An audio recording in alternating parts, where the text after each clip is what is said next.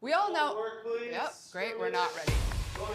We all know how crazy things can get in the Top Chef kitchen. My mind is just absolute chaos. But this week, things were even more chaotic than usual.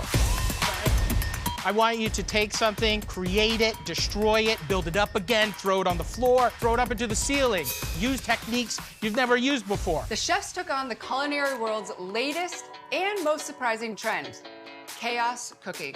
Oh my God. Is everyone ready for some chaos or what? Woo! Let's go! Today, a Top Chef all-star known for causing his own brand of chaos in the kitchen, Marcel Vigneron, will answer the question, what is chaos cooking and why is it so popular right now? This is the Dish with Kish. Sorry. Marcel, welcome back. Hello. I brought you flowers. Thank you. That's I very found them on sweet. my way in today. Nice to see you again. Welcome back to Sparkling. the kitchen. Thank you for having me back. It's pretty. It's wood sorrel. Which is also delicious. Yeah, lemony. Nice There you little. go. Thank you. One of my favorites. I was on my way in today, and these were just growing wild. So chaos cooking is a thing that I think I'm still wrapping my brain around. How do you explain chaos cooking? Yeah, so it's a blatant disregard for all the rules, and it's specifically up to the chef to just do whatever they want. Kind of like fusion, but almost fusion on like steroids. It all still has to be intentional Right. because you can't Yeah. just throw a bunch of stuff together Yeah. and expect it to Right. be good. Right. So there's got to be some through line somewhere connecting Yeah. all the randomness. The chaos cooking was elimination challenge. For the quick fire, Hello, chefs. Hi, Hello. Chef. I am starstruck to see Christina Tosi, but also I'm immediately like, okay, this is gonna be a dessert quickfire. you're all in for a real treat today. Two-time James Beard Award-winning chef, Christina Tosi. Oh, I love Milk Bar. And they had to use a certain dairy product to create a dessert. I don't really eat a lot of desserts, but churros is one that I definitely enjoy. I'm very dairy-licious today. Hope this is a good idea. Michelle created this beautiful corn cake with macerated strawberries. It was perfect. And then we had Dan, who was in the top of our chaos cooking elimination challenge. He did a funnel cake with lobster, caviar, tuna, like a seafood funnel cake.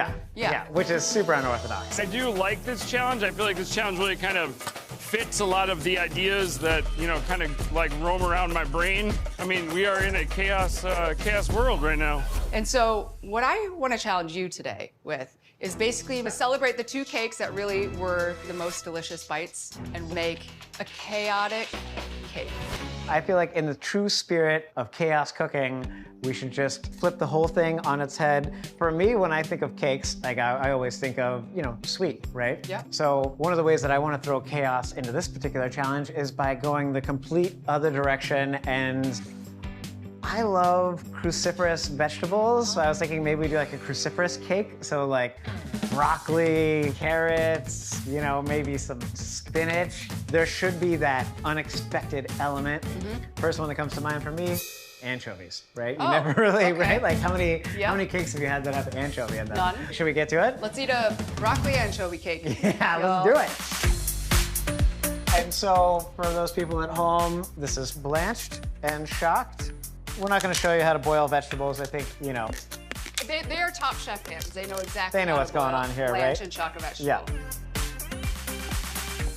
I was not very familiar with chaos cooking. I am still having a hard time wrapping my brain around it, simply because I think by nature we all have done some form of chaos cooking. Yeah. We just didn't know what it was, What it was. right? Because Yep. we're all trying to show our personality. Yep. So like Dan's, for example, his okonomiyaki seafood funnel cake. For me, that was just a really great creative dish. I wouldn't look at that and be like, oh my God, this is chaos cooking. Right, I'm in love with it though, because as a chef, what is the #1 question that you get asked, like as a chef?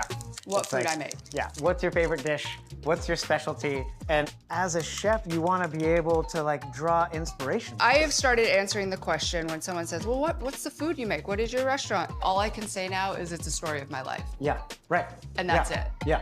So I have over here my anchovies in butter. I have some poblanos, onions. We got the turmeric in there. We're gonna take all of our par-cooked vegetables and mix them together.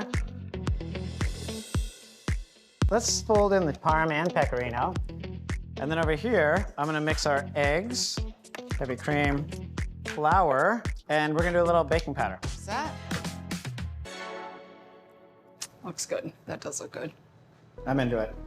And then, you know, off the elbow. Oh, naturally, of course. I'm thinking 2/3 is a good way to go. In most cakes, sweet or savory, you only want to go like 2/3 up the mold anyways. Are you a baker? I am a baker. Okay. I love baking. I mean, if you think about it, it's like super scientific, and Yeah. you know, I love like the science behind cooking. And then my thought also, I thought we could make like a savory frosting, you know, Okay. and then do some, you know, do some cake garnishing. So a lot of dairy battles, huh, in Wisconsin?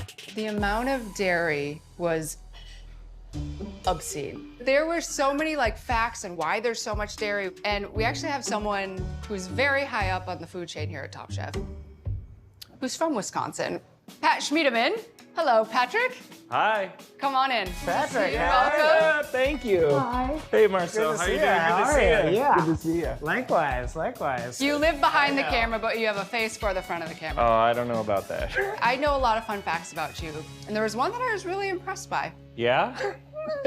Do you know which one it was? I think so. Okay. I think so. Lay it on us. Well, my great-grandfather was Albert G. Schmiedemann. He was governor of Wisconsin back in the 30s. Growing up, there was a legend, or what was always passed down to me, is he helped promote the dairy industry, that every slice of pie served in a restaurant had to come with a slice of cheddar cheese. In Wisconsin, dairy rules. Wisconsin is home to over 7,000 dairy farms. Christina, did you know until the 1960s, it was illegal for Wisconsin establishments to serve yellow margarine? Thank you.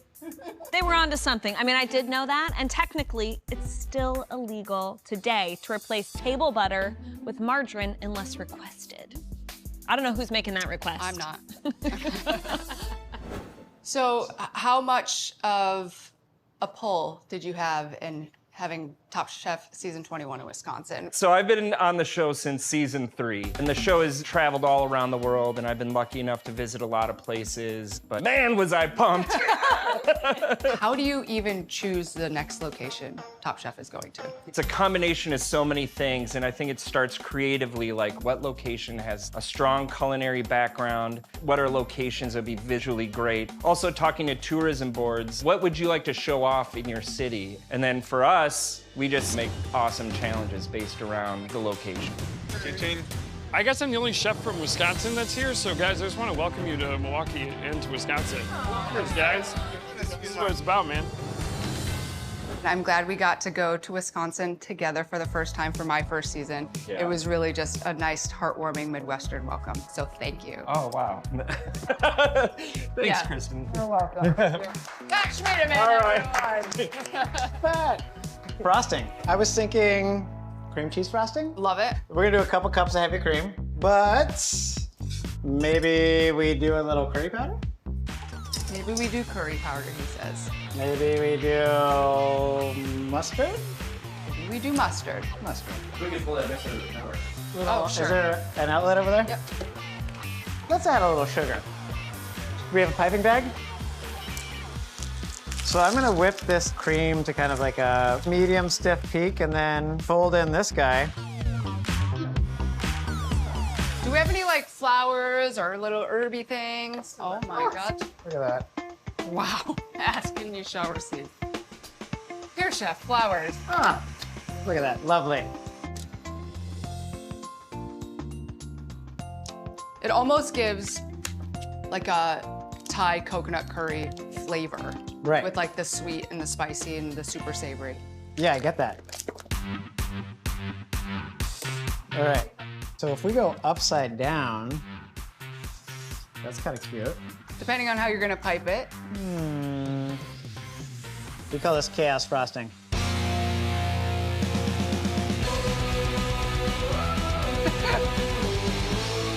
Yeah, yes, Okay. chef.